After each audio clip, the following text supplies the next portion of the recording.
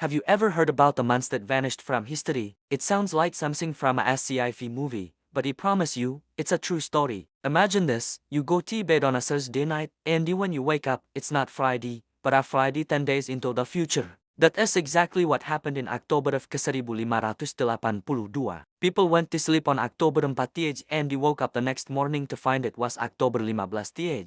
So, what happened to October 5, 6, 7, and all the days in between? Did they just get erased? Let's dive into one of the most bizarre and fascinating events in history. To understand why 10 days disappeared, we need to travel back to ancient Rome. For over 1500 years, much of Europe followed the Julian calendar, a system established by none other than Julius Caesar himself. Caesar was a brilliant general and politician, but his calendar had a tiny flaw. It was just a little bit too long. The Julian calendar year was about 11 minutes and 14 seconds longer than the actual solar year, the time it takes for the Earth to orbit the Sun. Now, 11 minutes might not sound like much, but over centuries, those minutes add up. By the 1500s, this small miscalculation had caused the calendar to drift out of sync with the seasons by a whopping 10 days. So why was this a big deal? Well, for the Catholic Church, it was a huge problem. The timing of major religious holidays, especially Easter, is determined by the spring equinox. With the calendar being 10 days off, Easter was being celebrated at the wrong time of year. This wasn't just a minor inconvenience. For men, it was a serious theological crisis. The calendar, a fundamental tool for organizing religious and civil life, was fundamentally broken. Astronomers, mathematicians, and theologians across Europe knew something had to be done. They needed a way to get time back on track. Enter Pope Gregory XIII. In the late 19th century, he decided it was time to tackle this centuries-old problem head-on. After consulting with the best astronomers and mathematicians of his day, he issued a papal bull in February 1582. This official decree introduced a brand new, more accurate calendar system. And you've probably guessed its name, the Gregorian calendar. It's the very same calendar most of the world uses today. The new system made a clever adjustment to the leap year rule to prevent the calendar from drifting in the future. But that only solved part of the problem. What about the 10 days that were already out of sync? This is where things get really wild. To correct the accumulated error and realign the calendar with the seasons, Pope Gregory XIII made a bold and unprecedented command. He decreed that the day after Thursday, October 4, 1582, would not be Friday, October 5.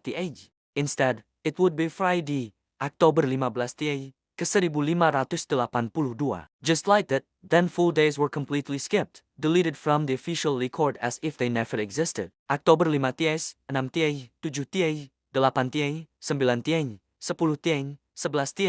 12, 13, and the 14 of that year were simply wiped off the calendar in one foul swoop. As you can imagine, this caused absolute chaos and confusion among the general population. Imagine trying to explain to someone that 10 days of their life just vanished overnight. Many people were outraged. So were riots in the streets. People shouted slogans like, "Give us back our 11 days." Even though it was 10, landlords demanded a full month's rent for a shorter month, while tenants refused to pay. Workers who were paid daily wondered if they had lost 10 days' wages. Some people genuinely believed their lives had been shortened by 10 days, fearing they would die sooner. Rumors and conspiracy theories spread like wildfire. Men thought it was a trick by the Pope to steal their time or a sign of the apocalypse. It was a period of immense social upheaval, all because of a calendar correction. Now, you might think that since the Pope ordered it, the whole world just switched over, right? Not at all. This is where the story gets even more complicated. The adoption of the Gregorian calendar was far from universal. Remember, this was during the Protestant Reformation, a time of deep religious division in Europe. The Catholic countries, like Spain, Portugal, Italy, and Poland, adopted the new calendar immediately in 1582. But the Protestant and the Orthodox countries were deeply suspicious of anything coming from the Pope in Rome.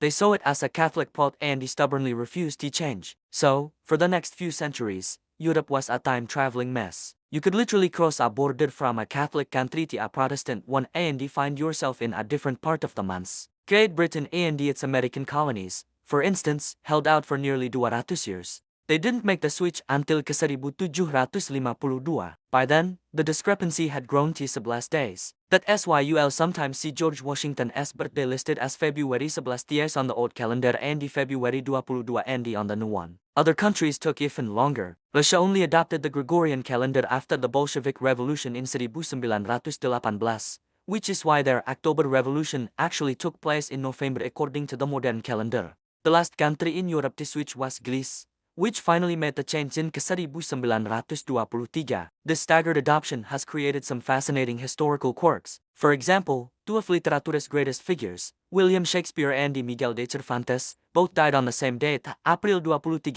ke-1616. It sounds like a remarkable coincidence, right? But here's the catch, Shakespeare died in Protestant England, which was still using the Julian calendar, while Cervantes died in Catholic Spain, which had already adopted the Gregorian calendar. So, even though they share a death date, Cervantes actually died 10 days before Shakespeare. It's a perfect example of how this calendar chaos rippled through history, creating paradoxes and puzzles for historians to solve. So you have it, the incredible, true story of how 10 days were erased from history to fix our calendar. It wasn't a magic trick or an alien abduction. It was one of the most ambitious and disruptive scientific reforms ever attempted. It's a powerful reminder that even something we take for granted, like the date on our phones, has a complex and chaotic history behind it. The Gregorian calendar, with its leap years and corrected timing, is a testament to humanity's ongoing quest for precision and our struggle to align our lives with the rhythms of the cosmos. Next time you look at a calendar, remember the missing days of October 1582, the months that vanished to put the world back on time.